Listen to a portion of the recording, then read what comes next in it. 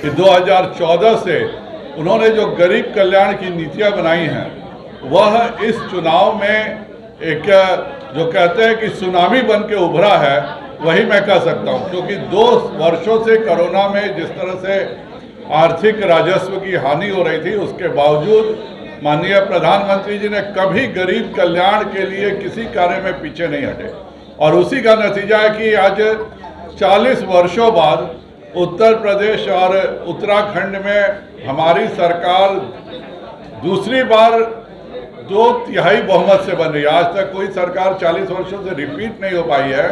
वहाँ पर हमारी उत्तराखंड और उत्तर प्रदेश की दोनों प्रदेशों की सरकार दोबारा 2/3 बहुमत से बन रही है। गोवा में भी हम मेजॉरिटी ला चुके हैं और मणिपुर में भी हमारे 2/3 बहुमत का आंकड़ा हम पार कर चुके हैं। यह बताता है कि यह देश माननीय प्रधानमंत्री जी की नीतियों पर कितना ज़्यादा विश्वास करता है। मैं माननीय योगी जी का भी आभार और बहुत बहुत बधाई देता हूं कि उन्होंने जो केंद्र सरकार की नीतियों को उत्तर प्रदेश में उद्योग के वातावरण बनाने में, हाईवेज बनाने में और कानून व्यवस्था को इतना एक मजबूती दिया, जिसके कारण पुनः हम 2/3 बहुमत से आने में सफल हुए। मैं साथ ही अपने भारतीय जनता पार्टी के सभी कार्यकर्ताओं का भी आभार व्यक्त करता हूं।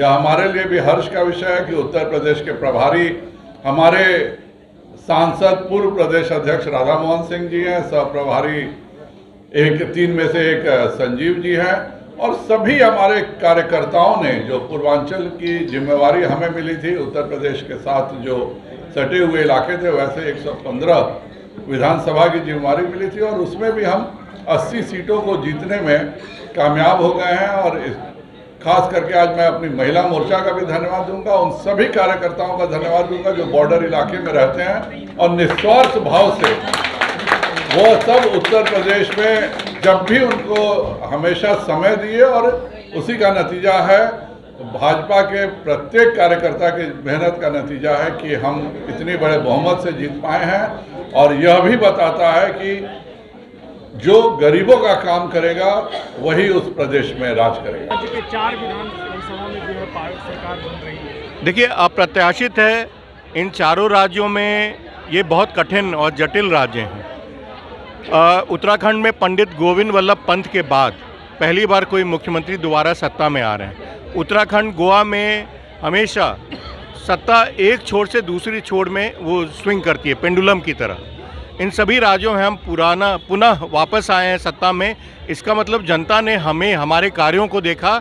हम जो विकास के कार्य कर रहे हैं, हम जो गवर्नेंस के कार्य कर रहे हैं और जो भ्रष्टाचार मुक्त शासन दे रहे हैं, गरीबों के लिए जो कल्याणकारी योजनाएं हम लोगों ने शुरू की और वो अंतिम पदान पे जो व्यक्ति है वहाँ तक पहुँच रहा है, इसके लिए ये वोट है। नरेंद्र मोदी जी के नेतृत्व पे वोट है। वोट परसेंटेज घटा। देखिए, पिछली बार हम 325 सीट जीते थे और उसको मेंटेन करना किसी भी पार्टी के लिए बहुत, लेकिन फिर भी हम 2/3 मतों से जीते हैं, ये बहुत बड़ी बात है। इसका मतलब है सबका साथ, सबका विकास, सबका विश्वास, सबका प्रयास। गोवा में कांटे की टक्कर रही है। गोवा में हम बहुमत हमको मिल गया, 20 पे आ गया, 40 में 20 आ गया, बहुमत हो गया। इस बार उत्तर प्रदेश में सरकार बनी है भाजपा की, और लेकिन सीटों का जो संख्या है वो कम हुआ है, इसके क्या मायने हैं? ये जो भारत माता की जय और वंदे मातरम की जय घोष जो हुई है, ये उत्तर प्रदेश और जो जहाँ जहाँ कमल खिले हैं उन सब राज्यों के बाद अब तो बलूचिस्तान की जनता भी भारत माता की जय और वंदे मातरम की जय घोष कर रही है। हम आज बहुत खुश हैं कि इसके बाद तो अब हम लोग पाकिस्तान लेने जा रहे हैं भारत माता की जय। योगी जी प्रधानमंत्री बनेंगे क्या? भाई, अब तो पाकिस्तान में कमल फूल खिलने जा रहा है, बलूचिस्तान में खिलने जा रहा है।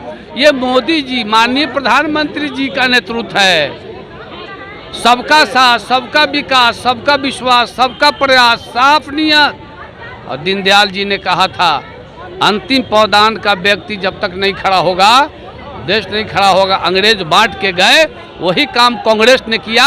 अब मोदी जी पूरे जोड़ रहे हैं, भारत को जोड़ेंगे, और हम लोग पूरी दुनिया को शांति और अमन का पैगाम देंगे। भारत माता की जय।